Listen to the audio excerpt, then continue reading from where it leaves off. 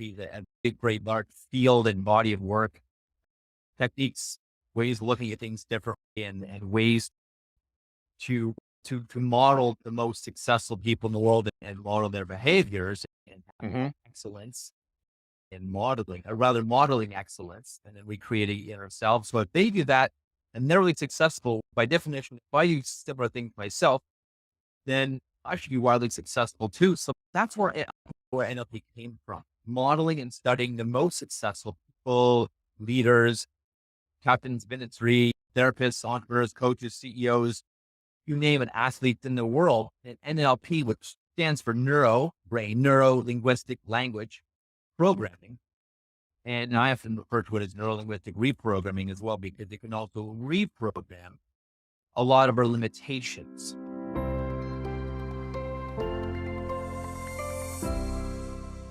Hi, and welcome to the 91 Day Success Podcast. I'm Jonathan, and I am thrilled today to have just an amazing guest with me. We've got with us James R. Elliot, and he's an author, he's a coach, he's a business leader. James and I have had a number of conversations leading up to this, and I am just so excited to be able to interview him today and to share some of his expertise.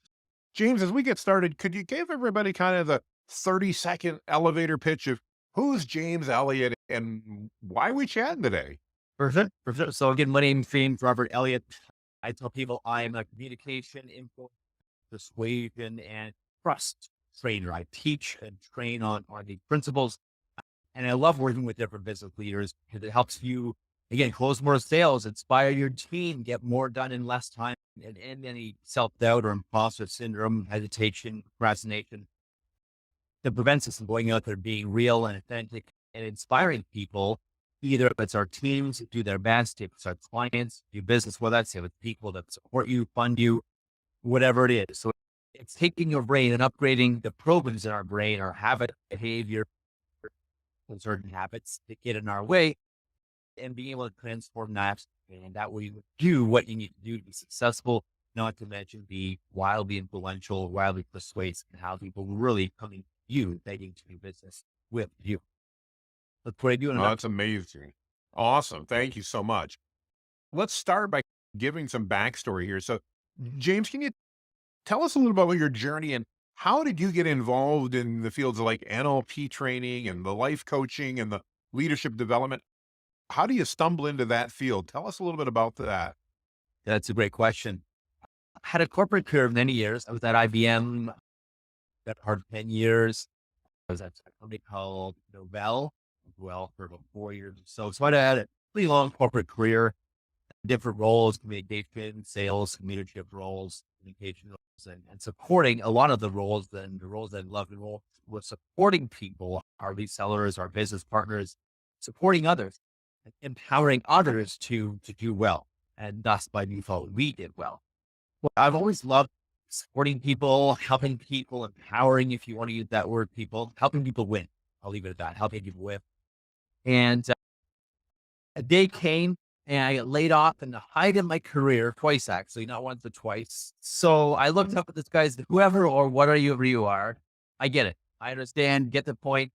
And because I had been having signs, things changing, things happening that I didn't like, things that were bugging me, we often get messages from me, right? And they're little pebbles at first, but then the bigger stones, and then they're looking at rocks, and then boulders. And then we might have something big blow up in our lives to tell us, hey, pay attention. This is not for you anymore. This is not what you're made to do. And I wanted to make a bigger difference. I wanted to help people. So I started my business. And I was taking a bunch of courses at the same time that added on to a lot of the university courses I had on psychology, consumer behavior, human behavior.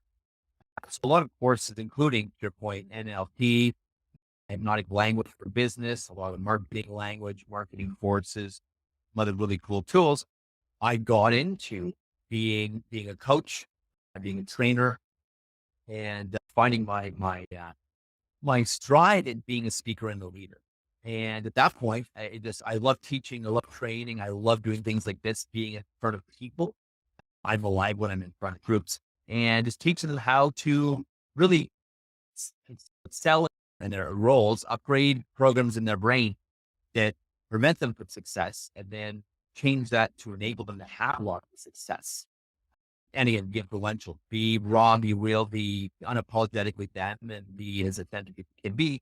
Now, whether people are going to magnetize towards you, they're going to gravitate towards you, they're going to like you and trust you versus the BS that a lot of people put out because we're afraid of what people think about us, or afraid to be made fun of, or afraid of people that talk about us. People are going to talk about us anyways. You might as well be you, might as well be real. That's how I got to this role. My business was an evolution as well. I'll keep it fairly succinct, but the business has become an evolution. And again, now being a trainer and speaker, understanding and learning that I love groups, love training, love speaking, that here we are. We're having a lot of fun and speaking and training again right now. Awesome. I love that. Thanks so much for sharing all that.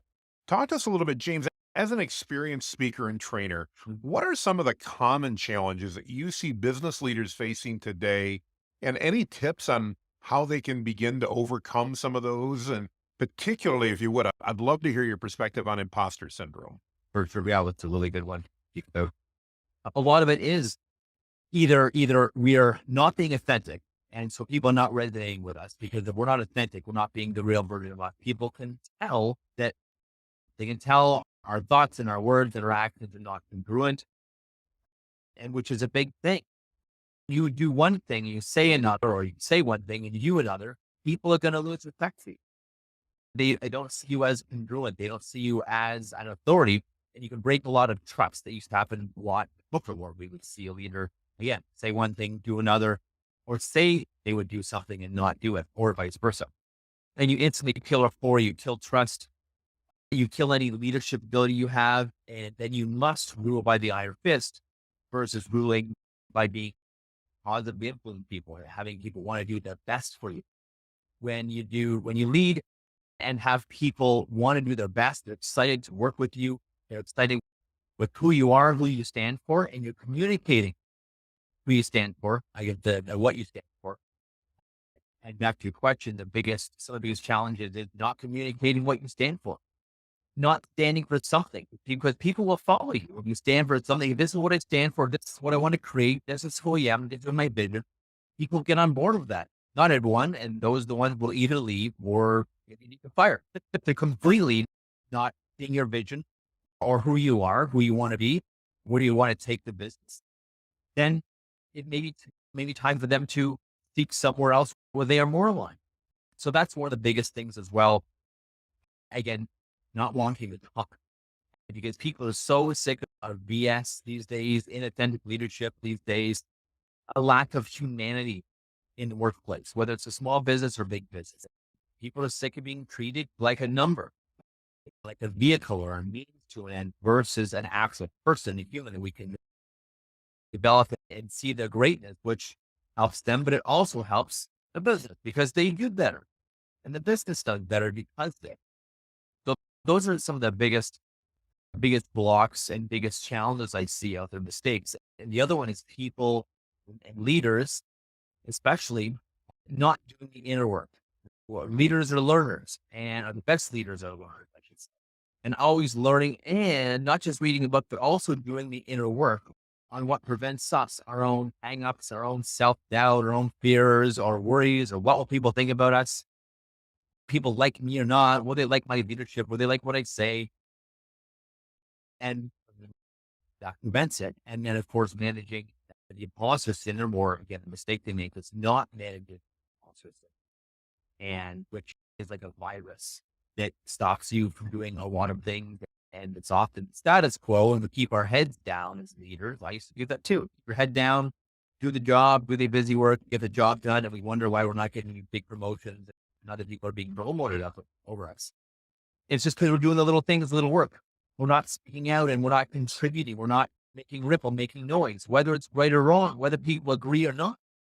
We're not making noise and making waves and causing change, and with the intention to help. And that's a big thing too, as a leader to do. It's just head down, focus on it. Task focused leadership never gets you anywhere, never gets your people anywhere. It doesn't get the respect as well. Just making sure everyone's on task, or you're on task, everyone's doing their cog in the wheel or hammering the peg in the hole. I would say that's another big mistake. If doing that, and instead of And what you want to do is developing your people. But these are said and done, but developing your people. And by that way, you also develop yourself and you develop, you help your people win. You win by default because you recognize for having a big ass team, you recognize for being a leader, change maker, getting results. I find a lot of leaders focus too much on themselves. And ironically, they focus too much on themselves in an effort to get a raise, get a promotion, get a client, get a team. And it actually does the opposite by focusing too much on themselves and looking only at their own stuff. It actually prevents their success because their team is not winning. And if the team is not winning, the leader is not winning. Those are two things that I see. And again, like numbers. People are people. They want to be heard. They want to be seen. And if you have someone feel that they're heard and seen by you as a leader, whether you're like the customer, whether it's a team member, a staff, a colleague, whoever it is, or even a higher up, if they feel heard and seen, anything is possible. Literally anything is possible. And the people respect you. They'll support you. They'll help you. They'll promote you. They'll buy from you when people feel heard and seen. And because your question about imposter syndrome, it's a big one. And everyone has. And even the biggest leaders have it. People that say they don't have it are, I'll keep this PG rated, are lying basically. People, we all have imposter syndrome. We all have self-doubt. We all wonder, okay, what are people going to think? What are people going to say? What if they do this? What if they do that? What if we get it wrong? What if I fail? What if this fails and that fails? We can be highly confident leaders, yes. And everyone has a bit of self-doubt. Everyone has a bit of imposter syndrome that is there. And imposter syndrome is just really a fancy word for self-doubt and wondering if we are good. The old human condition of, am I good? Am I worth it? Am I good enough? Do it. And this deep belief or concern and thinking that we're not good. So that keeps our heads down. Because we don't feel good enough. We don't go for it. We don't go big. We were not bright and bold and speaking out, communicating, whether we're right or wrong, contributing, whether people like the idea or not, leading, whether it works or not, or going in a certain direction, whether it works or not. So the imposter syndrome, again, is like a virus that gets in there and it literally kills, like viruses do. It kills your success. It kills the success of your team as well. Because if we feel we're imposters, who am I? Who am I to lead others? Who am I to teach others? Who am I to influence others? Who am I to help my team members when they're struggling? Yeah, then it's like a virus that gets in your way and literally will kill your own success. Like your people are not winning, right? They may be hammering the peg in the hole and cranking the wheel. It's metaphorically close. They will never be wildly successful. Thus, you will never as well if you let that imposter sit, keep you stuck. So seek resources, seek help, leadership, speak out anyways. Be okay not knowing everything in front of your team. You know, I don't know.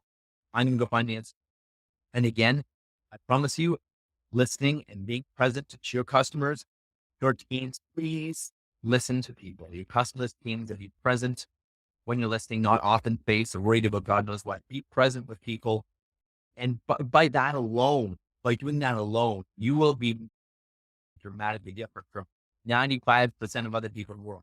Present, listen, have people feel heard, feel seen, repeat back verbatim what they've said.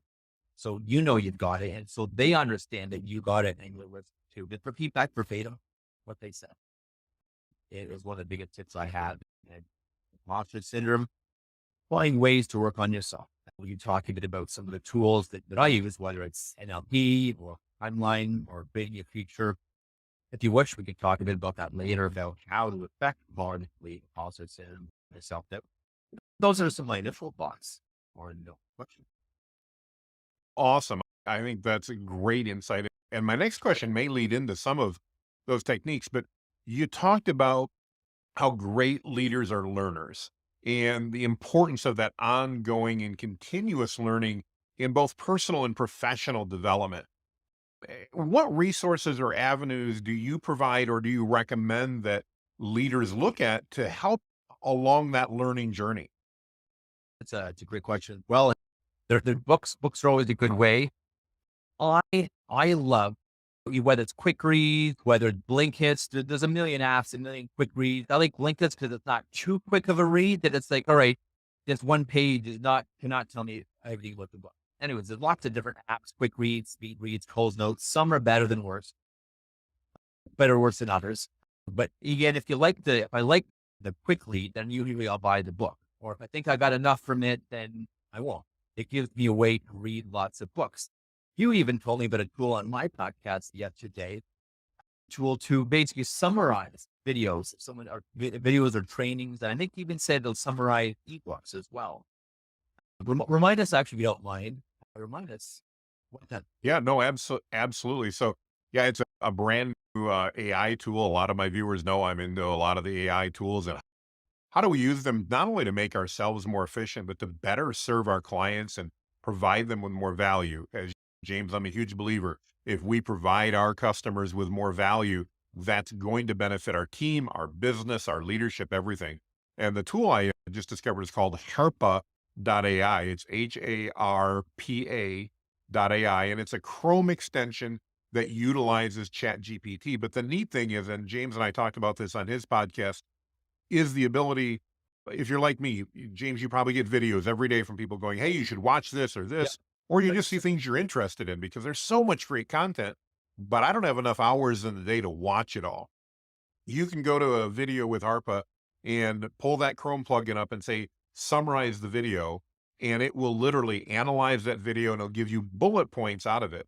And it's amazing because this happened after our podcast yesterday, but Google yesterday did a huge release on all their new AI technology. It was almost a 2+ hour keynote speech. I didn't have time to watch 2 hours of Google's keynote, but I was very interested in what was in there. I was able to go to Harpa AI and get about 4 pages of bullet points in about a minute and a half. Wow. I could then skim the bullet points, pick out the stuff I was interested in, and learn more. So great tool. Yeah, thank you for mentioning that. You're welcome. As business owners are looking to learn, what do you believe, James, are some of the essentials that they need to be cultivating and learning in order to thrive in today's changing landscape? A very good question. It's funny you mentioned AI assistant to literally audio and send some bullet points, and AI can do it, which is great. But you raise a good point. I think it's important for business leaders to always, again, like I said, be working on themselves. Yes, learning about the business, learning about communication, influence, human behavior, consumer behavior, but also working on themselves, finding courses that work on self-development. And I don't care if someone's a great communicator or a great influencer or has a high degree of confidence or skill or whatever, we all need to be always working on ourselves. Otherwise, if not, someone is going to surpass you. And if you're okay with that, then cool. If you're not okay with that and them taking your job, but then taking your customers eventually, then again, we always need to be working on ourselves, work on what doesn't work in our life, upgrade the patterns, the habits, our operating system, if you will, in our brain that we've been programmed with through life. And that's one of the big things I do in my courses. We upgrade that operating system and the behaviors of programs that action, the pattern, the habits we have that no longer serve us or that are completely contravening our success in our business. And whether it's shutting down or shutting up or being too emotional with people or too gruff or not enough, not communicating enough, not being powerful enough, not speaking out, not speaking up enough, whatever it is, I think it's a big mistake to not always be working on ourselves. Okay? I think life is a journey. When we're done, we're dead. Not to get too esoteric on you, but it is. We're always growing. Otherwise, someone is going to outgrow you. To your point about AI, a lot of people are putting their heads in the sand. Oh, AI, no, I'm not going to learn AI. And to your point, I wanted to create the lead magnet, 4 different ones. Now, yes, I'm going to have to. AI is not to the point yet where it can completely replace me. And I got 4 lead magnets, freebie book things written in 10 minutes, and then I'm going to go in and change it instead of me starting from scratch, learning for me hours. But I think you're right. It's a big, important point to be able to constantly develop and seek resources, mentors, coaches, you name it. And as your point was earlier, too, to give so much value, people will be crazy not to stick with you, not to love you as a leader, not to buy from you, work with you, refer you, and promote you. if you're a corporate leader versus an entrepreneur? I think that's a really, really great question. I want to be clear. Did I answer your question fully? I'm not sure I did. Yeah, no, I think that's a great response to it and just helps. Again, it was looking in general just for both resources that people can look for, as well as what types of skills should they be focused on. And that really, it leads me to, I'm very intrigued with NLP. My sales training that I had 20 years ago started talking about NLP and all that. And I'm not sure that necessarily our audience knows a lot about that. Would you maybe talk to us a little bit, James, about how do you incorporate NLP techniques into your coaching and training, and how NLP can benefit business leaders in their communication, their decision making, and just even their overall performance? Right on. And it's a great point. In fact, when I was at IBM, they had IBM sales training.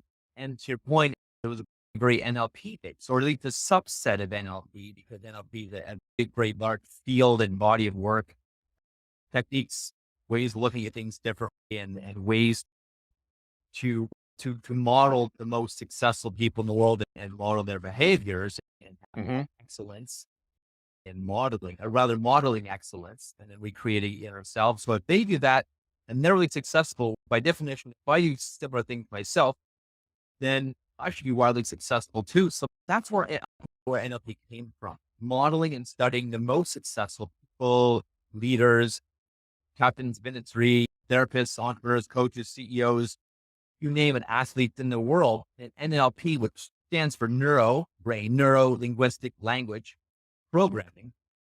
And I often refer to it as neuro-linguistic reprogramming as well, because it can also reprogram a lot of our limitations that we've installed in ourselves, that other people, parents, culture, in society, news, you name it, teachers have programmed in us, but who we should or couldn't be, who we can or can't be, why we can't do something, why we're not good enough, why we're not worth it, whatever these deeper beliefs we have that keep us stuck. So NLP gives you a really great tool set. And when I talk about influence, and teach influence, persuasion, winning trust and rapport in my courses and my speaking, again, the NLP tools are a great add-on for that. And the principles you learn in NLP are really great principles to, again, sales, influence, persuasion, leadership, to help you be, again, just like the best leaders, CEOs, coaches, therapists, mentors, athletes, performers, and even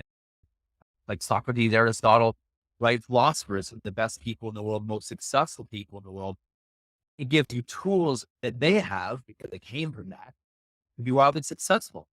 Helps you work on yourself, work on your brain, your imposter syndrome, again, the programs in the past, that crap in the past, we're all carrying with us, doubts, fears, worries that again slow us down or stop us. I don't believe in procrastination. I don't believe anyone's lazy. I actually don't believe in that. It's the doubts, the fears, the worries, and the subconscious stuff that's actually 95% of our brain is our subconscious or unconscious brain, right? 95%. Our 5% of our conscious mind is our logic brain. Oh, I'd like to get a promotion. I'd like to speak out more. I'd like to lose weight. I'd like to get out there, put myself out there and find a great me. That's the 5%. The 95% is the one that says, what if they don't like me? What if I fail? What if they fire me? What he doesn't like me? What if she puts me down? What if? And so the tools will let you reprogram all about the fears, the worries, the again, imposter syndrome, self-doubt. And that's why I love these tools. And in my courses, to help win trust, be a great leader, be influential, sell more, be more effective. A lot of tools we use and teach are NLP, neuro, how to understand your brain and other people's brains. So you can, again, become more influential. You can work with people better, can understand people better, have them support you, do what you want. So it's not in a manipulative way, but do what you want, do what you ask, and follow your leadership. So those are Oh, a lot of the absolutely. principles. Linguistic, again, communication, power communication. Here's an interesting statistic, actually. We're missing anywhere from 60 to 90% of the people we communicate with our message. It goes right over their head due to different learning styles, different communication styles, or different information processing styles. and fascinating. So if we can even just double or triple the amount of people that actually hear your message and see your point, make sense of what you're saying, and then value the company, your service, your leadership, they value you as a person highly, everything else is way, way easier. That's the only thing is help you communicate and reach to double or triple the amount of people automatically with these tools. And that's one big thing NLP helps with. Imagine the possibilities. You're literally actually, you can change nothing else. You can do nothing else. You just have 2 to 3 times the amount of people get it, understand you, hear you, value you, see you. Magic happens. No, so true. You were just talking about the importance of communication and all that, and it made me think, as leaders, it's not only our own mind that we need to take control of and the attitude, but we need to help guide our team. Can you talk to me a little bit about how do you recommend that business leaders apply themselves to effectively motivate and inspire their teams? Because we're talking leaders here, people that are following leaders. How do leaders effectively motivate their teams? Yeah. And there's the great question. And there's many ways. One of them, John Maxwell talks about the levels of leadership and being a level 5 leader, right? So level 1 is being known for a boss. You're a boss, people have to obey you. And there's different stages, being known for everything. And then at the top, it's being known for what you represent. For example, Steve Jobs of Apple, or Elon Musk, or Bill Gates, or whoever, right? Yeah. So Richard Branson, Mahatma Gandhi, Mother Teresa. The level 5 leadership is standing for something. And people that stand for the same thing and want what you're standing for, want to achieve the things you're achieving, and want to contribute to the things you stand for, whatever that is, inside and outside of a company, personally and professionally. That's one of the best ways to attract the best talent. They will gravitate towards you. They will want to learn everything from you. They will want to serve and support you and help you win as you help them win. If you have a common, I'll say a common goal, they love your vision and they love what you represent in the company, so whatever. I mean, that having fun and having wild success at the same time, or making a big change, becoming influential, and just everyone being raw and real and stopping worrying, excuse me, about what people think about it. Whatever it is, anything, but it's what you represent, being a level 5 leader that John Maxwell talks about. Share it, speak it out. If the business or the people you're around don't resonate with that, with what you really stand for, then you're in the wrong place or you're attracting the wrong company. So being a leader that puts out and speaks from the rooftops, if you will, shouts from the rooftop what you represent. There's a saying, people don't buy your what, people buy your why. People buy why you do it. And it's very Mhm. true. They buy what you're passionate about and why you do it. Anyone can, I don't know, sell training or a computer or a phone or whatever, right? A mouse, anything, anyone can sell anything. And but it's the why you do it, the why you're passionate about your story, your hero's journey, your rise and fall, and what you want to create in the world and in the organization that people resonate with. That's why they buy you, buy your thing. That's why they'll work with you. Wow, he represents this, he represents this, they represent that. That sounds amazing. I'm totally on board with that. That's what I want to do. That's what I want to contribute to. And that's one of the biggest success tools and principles. Be a level 5 leader. Shout it from the rooftops what you think. Not everyone's going to agree with you. That's okay. Not everyone's going to love you. That's okay. You want that polarization. And most of us just, and I was too, I was there. I was so fearful of not being liked. I was a people pleaser. I kept my head down. I shut up most of the time. I didn't contribute and I wasn't seen as valuable. Had a big surprise. I wasn't seen as valuable. I didn't contribute. I shut up. I didn't challenge things, didn't challenge points, didn't add to things. I didn't make big risks, big decisions because I was so worried what people thought about me and if they wouldn't like. Fast forward to today. Yes, of course, I want to be a likable person. I want to be influential and make a big difference in the world. Although I've stopped worrying what people think about me. I've stopped worrying if there's people out there that don't like me. Because when you have that polarization, when that polarization occurs, that some people love me and some people really don't jive with me. That's okay. That's what we want. You don't want lukewarm. He's okay. James is okay. Jonathan's okay. You don't want this lukewarm liking. This people are not going to do their best for you. People are not going to buy from you. People are not going to promote you. They're not going to support you with just, oh yeah, he's okay. She's okay. They're okay. Whatever. And nary a second thought. Versus the people that don't like you, they'll go away. And people that love you will support you. They'll follow you. They'll buy from you. They'll refer to you. They'll promote you. They'll find ways to help you win. So that's one of the biggest things as well, is just speak a message from the rooftop and avoid worrying what people think about. The other thing would be that a lot of leaders I'm interviewing a bunch of leaders for my new book, World Class Influence. And a lot of leaders say we need to bring humanity back to the workplace, back to business, bring humanity back. And I agree. It's become too much about hire and fire and sales and cutting and margins and this and that without realizing the bigger effect of all of this stuff.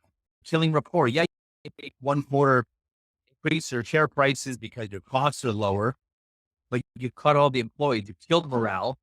And eventually people can get burned out by doing the job of 2, 3 people. Your business is going to go down the foot. And we've seen that happen a lot. That's the other thing too, just to make sure you're supporting your people, make sure you're present, you're listening, and bring humanity back. Treat people like people, really listen, show people you care, find ways of showing people that you really care about. Is another big, I call it a secret, big tip or key that I see a lot of people from mistake they're making. They're too busy for something. Everyone's like, I'm too busy for that. I'm too busy to manage my employees, too busy to support them, too busy to coach them, busy to listen to their problems, whatever. My rebuttal is why you're there. You're not there to button push. You're there to support and empower your team. And in return, they will support and empower you and help you win.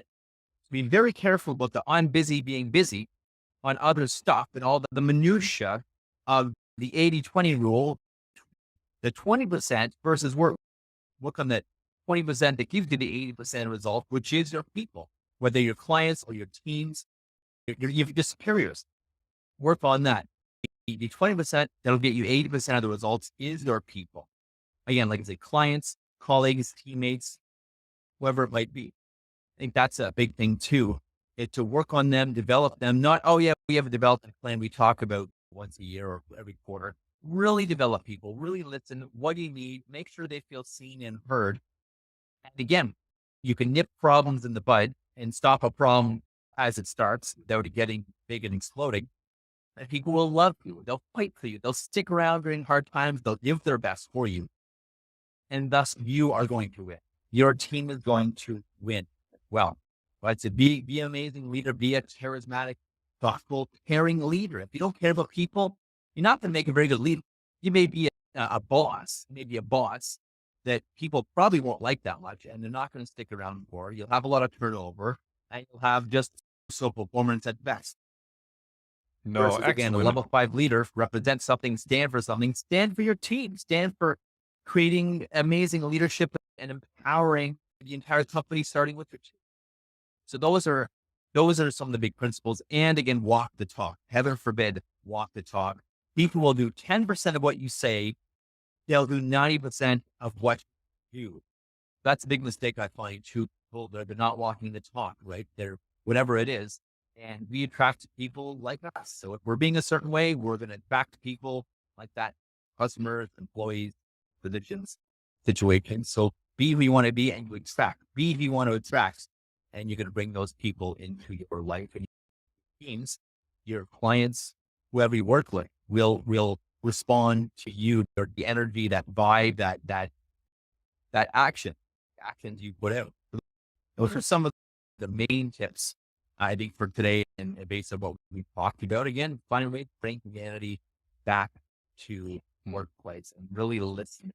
Really listen. Promise you can't go wrong by listening to people and creating great, deep relations. Will love you, promote you, support you, refer to. Can't go wrong. Fantastic advice. I think we could dig into that for another hour Fair. and really pull it apart. And I really appreciate you sharing some of those insights. That's absolutely fantastic. As we mentioned earlier on, James, one of the things we do here is because we call it the 91 Day Success Podcast, we like to ask, let's change the hat for just a moment. And maybe not in your case, because you are a coach, so this might Fair. fit right in. But if you had to start over, and I think as I shared with you, we based this on a book from Russell Brunson called 30 Days, where he interviewed a bunch of people and basically said, if you had to start over and had 30 days, what would you do? We didn't think 30 days was enough, and we liked the number 91 better. So we said, if you had $1,000 and you were going to start over, what would you do in the first 91 days to build a successful business? Put the foundations in place to be able to do that. Any quick thoughts on that at all? Yeah, it's a great question. I'd narrow it down by, okay, what am I good at? Who do I want to help? What lights me up? Because we can do anything, right? We could shovel ditches, or I could plant flowers or something. Really thinking of, hey, who do I love to work with? What do I love to do? So I learned the hard way because I've experienced, and it creates authenticity as well. What am I good at, and who do I want to help? Who do I want to serve? Who do I want to help? Who do I want to work with? And at that point, then talking to them, talking to people. So many people avoid talking to people. Talk to people. What help do you need? Where do you want to go? How do you want to win? What are your challenges and struggles? Get out there and talk to people.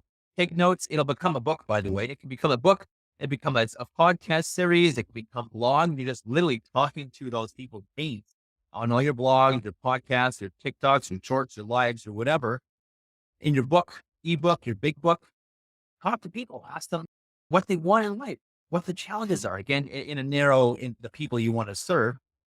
And if you don't know who you want to serve, go out and serve different people or talk to different people. Who you like hearing from, who you like helping, who bores you to tears, who excites you, who's passionate about helping. I love helping leaders because we can make a massive impact by helping leaders.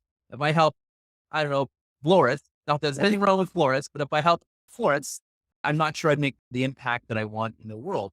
So I love working with leaders, not pick on florists or anything. But I love working with leaders. Who lights you up? Go talk to them. Find ways to share value, find ways to add value, find ways to help them and serve them on a whole new level that they're not getting served right now. And what they want, it's not working. What would they love to have or be able to do? And then find ways to solve those problems with it. Find ways to efficiently solve those problems. And some of that is creating content. And I don't mean hiding. I call it hiding. I don't mean just literally creating social media content. And that's all you do. You never attend a networking event or never make a phone call or a sales call or anything like that. Social media is good. Create content, share content with the world, and lead them to stuff. Have a journey for them. That was a great video. Now what the heck do I do? That was a great training. Now what the heck do I do? Here's how to continue the journey. Here's the next step for you. Here's the next call, the next course, the next video, the next training, the next thing for you. It's just, again, find ways to add value. It doesn't always have to be with content. It can be events. It can be coaching people, to talk to people. What do you need? So that would be one of my biggest things. Find ways to make it efficient. And a very good way to do that is digital articles, search engine optimization. All your articles, by the way, all your content will help you with search engine optimization, help people find you, especially when you have it transcribed. Speaking of the tool you mentioned, transcribed it. Mm-hmm. All the things to do, I would have the text transcripted somewhere on your website as well. And again, people will find you that way. It's easy to do. It's fast. You can use something like otter.ai or fathom.ai, all these things to create the text. And that way you can have content for your book. Effortless context and content for a book, things like that. Book, something you're creating, a program, a course. Probably one of my biggest things is just talk to people. There, get in front of people, work on yourself is a big one too, because if you haven't taught this self-doubt, the amount of getting it there, talking to people may be limited. Or when it comes to helping them, you may have that self-doubt. Who am I to think I can help people? Whatever that is, work on that. Invest in yourself, invest in personal development, because the level of your personal development can be the level of your professional success and the amount of money. And of course, the amount of service you can give. That would be, there's one more to tie it all out. That would be, and I guess the last one, find great partners to support you, find affiliates, find people with similar, you can get referrals, but a networking group. So that's great too, of course, do that. What I find is much more efficient is find people with your same target audience. Hey, you also speak to leaders, or you also teach to lawyers. You also market to, I don't know, florists. whatever it is. I don't know this fourth big thing. You market these people.